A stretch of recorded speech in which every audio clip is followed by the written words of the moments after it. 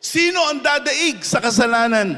Sino ang tatalo sa kasalanan, sa korupsyon na bunga ng kasalanan?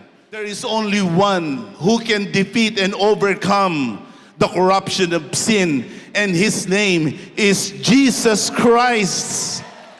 Jesus Christ alone has overcome sin, has defeated sin at its own game.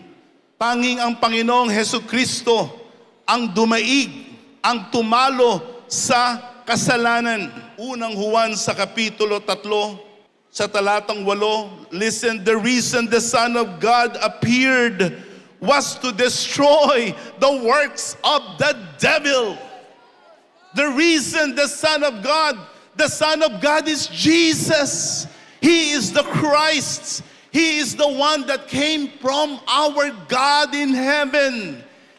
God sent Jesus for the express purpose of defeating what you cannot defeat, of overcoming what you cannot overcome. Yan ang dahilan bakit sinugo ang Panginoong Jesus, yung hindi ko kayang talunin. Ang Panginoong Jesus ang tumalo sa kasalanan. Yung kasalanan nagpapaalipin sa atin. Ang Panginoon ang makapagpapalaya sa atin.